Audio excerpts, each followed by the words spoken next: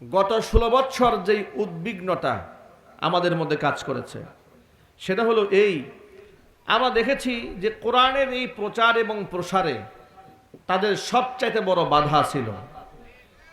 কথা বলে না কেন? এটা কি সত্য না অসত্য? মাদ্রাসার প্রতি তাদের ছিল কুদৃষ্টি না সুদৃষ্টি? আলেমদের প্রতি ছিল শ্রদ্ধা না ঘৃণা?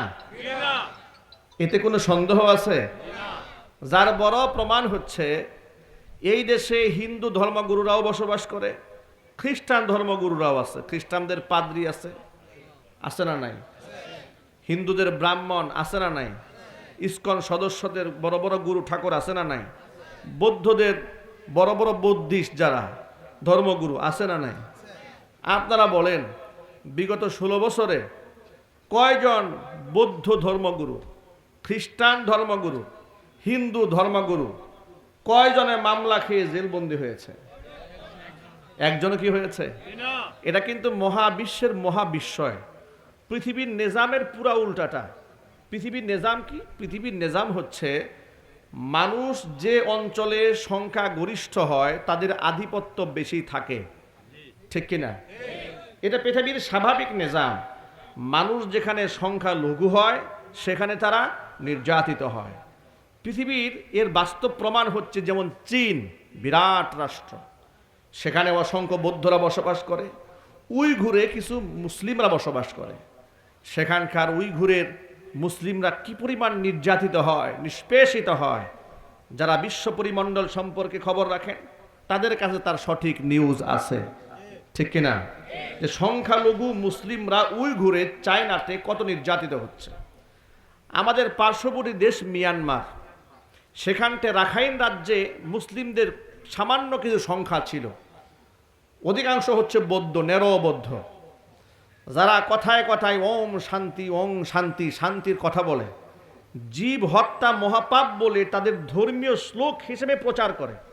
তারাই বলে আমরা সাম্যের কথা বলি, শান্তির কথা বলি, জীব হত্যা করা যাবে না, এটাকে নাজায়েজ মনে করে। জীব হত্যা মহাপাপ যে দর্শন তাদের ধর্ম গুরুরা লালন করে, সেই ধর্মের অনুসারীরা কি করে মুসলিমদের কেমন নৃশংসভাবে হত্যা করতে পারে এর দ্বারা প্রমাণ হয় ওরা যা দাবি করে বাস্তবে তার উল্টাটা করে। এর মানে হচ্ছে দাবিটা সম্পূর্ণ মিথ্যা এবং ভণ্ডামি দাবি ছাড়া কিচ্ছু নয়। সেখানেও মুসলিমরা নির্যাতিত, যেহেতু মুসলিমরা সংখ্যা লঘু, ঠিক কিনা? কোরআন মাজিদ আল্লাহ রাব্বুল আলামিন বলেছেন সূরাতুল হিজরের 9 নম্বর আয়াত, 14 নম্বর পারার একেবারে প্রথম পৃষ্ঠা, ইন্না নাহনু নাযালনা যিকরা ওয়া ইন্না লাহু লাহাফিজুন। নিশ্চয়ই আমি জিকির অবতীর্ণ করেছি। ইন্না নাহনু নাযালনা যিকরা, জিকির হচ্ছে কোরআন মাজিদের নাম। কোরআনের বিভিন্ন নাম আছে। কোরআন নাম কোরআন, কোরআনের নাম আরেক নাম হচ্ছে ফুরকান, কোরআনের আরেক নাম হচ্ছে তানজিল, কোরআনের আরেকটার নাম হচ্ছে হুদা। এগুলো হচ্ছে কোরআনের বিভিন্ন নাম। এর মধ্যে একটা নাম হচ্ছে যিকির। ইন্না নাহনু নাযালনা যিকরা, আল্লাহ বলছেন নিশ্চয়ই আমি কোরআন নাজিল করেছি। ওয়া ইন্না লাহু লাহাফিজুন, এর সংরক্ষণের দায়িত্ব আমি নিজে গ্রহণ করেছি। আসমান থেকে নাজিল করা আল্লাহ পাকের বড় 4খানা কিতাব, তাওরাত, জাবুর, ইনজিল এবং কোরআন মাজিদ আর সহিফা সমূহ।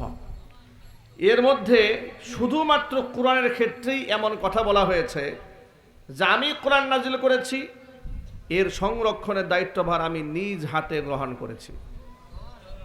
যার দরুন তাওরাত পরিবর্তিত হয়েছে, ইনজিল পরিবর্তিত হয়ে গেছে, জাবুর পরিবর্তিত হয়েছে। যুগে যুগে যাদের উপরে কিতাব এসছে সেই নবীদের যখন ইন্তেকাল হয়েছে, যারা এই কিতাবের পাঠক ছিলেন, অর্থাৎ ধর্মগুরু যারা ছিলেন, ধর্মযাজক যারা ছিলেন, পুরোহিত যারা ছিলেন, কোরআনের ভাষা যাদেরকে বলা হয় রুহবান, কোরআনে কারীমের মধ্যে আল্লাহ সুবহানাহু ওয়া তাআলা এদের চরিত্রের ব্যাপারে বলেছেন যে এরা দুনিয়ার লোভ এবং লালসায় আমার নাজিলকৃত কিতাবের মূল প্রতিপাদ্য বিষয়গুলোকে সরিয়ে দিয়ে নিজেদের জন্য মান্য করতে, পালন করতে সহজ হয়, পাবলিকলি প্রচার করলে ফায়দা বেশি পাওয়া যায়, এই ধরনের বিষয়গুলোকেই তারা জাতির সামনে উপস্থাপন করত। আর তারা তাদের প্রজন্মের তৎকালীন যুগে ধর্মগুরুদেরকে অন্ধভাবে এমনভাবে বিশ্বাস করত যে কিতাবে কি আছে, আল্লাহ কি বলেছেন, ওটা আমাদের দেখার কোনো দরকার নেই। আমাদের দরকার হচ্ছে আমাদের ধর্মগুরু কি বলেন। এই অন্ধবিশ্বাসে প্রজন্মের পর প্রজন্ম ধ্বংস হয়েছে। কোরআন তাদের সম্পর্কে বলেছে, সূরা তাওবার মধ্যে আল্লাহ পাকের স্পষ্ট বার্তা, ইত্তাখাযু আহবারহুম ওয়া রুহবানাহুম আরবাবাম মিন দুনিল্লাহ। তারা তাদের ধর্মযাজকদেরকে আমি আল্লাহর পরিবর্তে রব বানিয়ে বসেছিল। এ কথার অর্থ কি? এ কথার অর্থ এটা না যে বিশ্বাস করতো ধর্মগুরুরা আমাদেরকে সৃষ্টি করেছেন, এটা বিশ্বাস করতো না। আল্লাহ পাক এখানে বুঝিয়েছেন যে আমি কি বলেছি, আমার রসূল কে বলেছে, এটাকে প্রাধান্য না দিয়ে তারা প্রাধান্য দিয়ে তাদের ধর্মগুরুরা কি বলেছে। ধর্মগুরুরা লোভ এবং লালসার কারণে তারা আল্লাহর নাজিলকৃত বিধানকে তারা পরিবর্তন করে দিয়েছিল। কোরআন মাজিদের মধ্যে আল্লাহ রাব্বুল আলামিন বলেছেন, ওয়ামিনাল্লাযীনা হাদু ইউহাররিফুনাল কালিমা আন মাওয়াদিহি।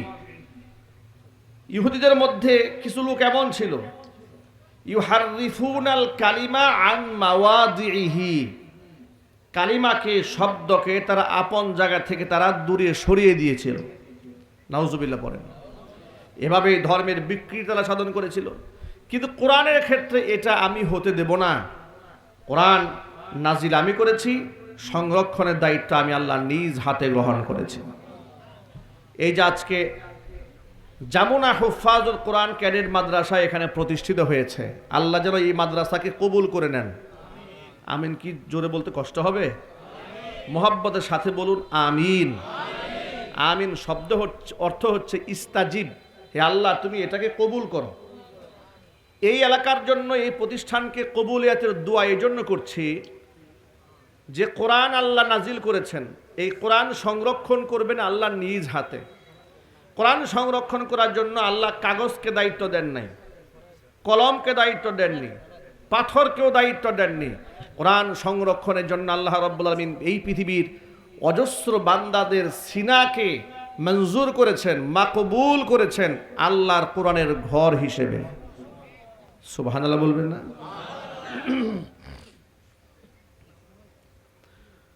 আল্লাহর কোরআনের ঘর যে সিনা হয়ে যায়, ওই সিনার মধ্যে শয়তান বসবাস করতে পারে না। কিন্তু যার সিনার মধ্যে কোরআনের কোনো অংশ থাকে না, ওই সিনাটা শয়তানের বাসভূমি হয়ে যায়। আল্লাহর হাবিব সাল্লাল্লাহু আলাইহি সাল্লাম বলেছেন, আল্লাযী লাইসা ফি জাওফিহি শাইউম মিনাল কোরআনি কাল বাইতিল খারিব। যে সিনার মধ্যে কোরআনের কোনো অংশ নাই, ওই সিনার দৃষ্টান্ত হচ্ছে বিরান ভূমির মতো, অনাবাদ জমির মতো, যেখানে মানুষের বসবাস থাকে না, খালি ঘর, বিরান বাড়িতে, সেখানে যেমন জিন শয়তান বসবাস করে।